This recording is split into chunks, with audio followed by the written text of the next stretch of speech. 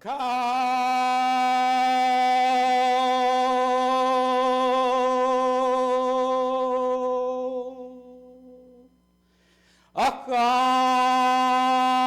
kau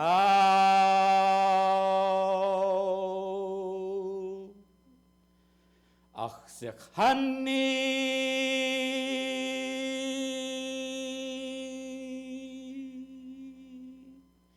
akte aksek hani.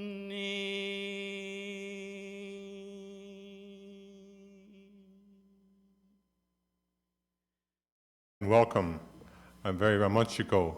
I'm very pleased to see you here, that you took time out of your busy schedules, and I know that the speakers that have been lined up for this next 2 days, I think you'll find them very informative.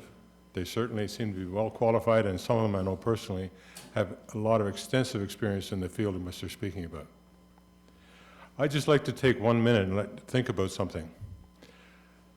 Some of you who know me have gone through this little exercise before. I'd like you to think about the 5 most important things in your life in one word. Each one of them. For example, one of them could be your family.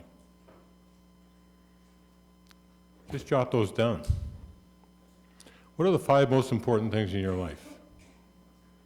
Make a quick note. Your family, your health, your career, your self-respect, your faith.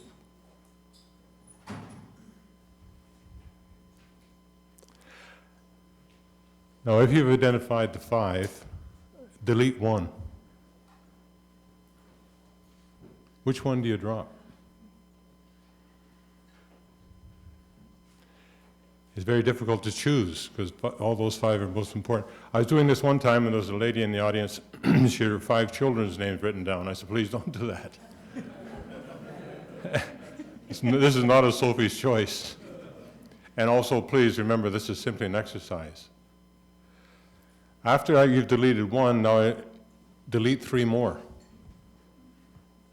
Well, I had one RCMP officer said, I'm not going to delete any. I said, well, that's up to you. I said, but I tell you, in RCMP headquarters where I worked for a number of years, not too far down the hall from me was an officer, RCMP officer, who was on highway patrol in Saskatchewan, first officer on the scene to find his wife and daughter dead in the car. He lost. You don't lose these things by choice. So he was transferred into headquarters. But after you've down to 1 that's left, it may be health or family, usually one of the 2, you've lost your self-respect, you've lost all the things that are important to you, your job, etc. Now delete the last one. And I see people when they're doing this, they're hesitating, their hands hovering over the paper. They can't even physically, they don't want to scratch it off.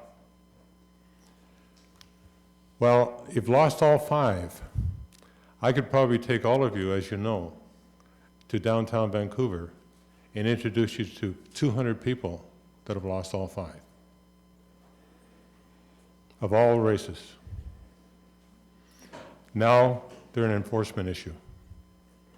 And we as enforcement people, we know how to handle that, don't we? We know how to address their issues. We may have lost 1 or 2, but have we ever lost all 5? That's the issue, and that in a sense is what we're going to be talking about over the next couple of days, on how to address the issues pertaining to those people that have lost all 5. And in many of our communities, and I'm from an Aboriginal community, there's a disproportionate number of people that have lost those. Maybe from residential school, maybe from all kinds of other reasons. But that's just what I just wanted you to think about, and that's to think about that perhaps over the next couple of days. And hopefully a lot of those gaps will be filled for you, excuse me. And you'll find that 2 days were worthwhile.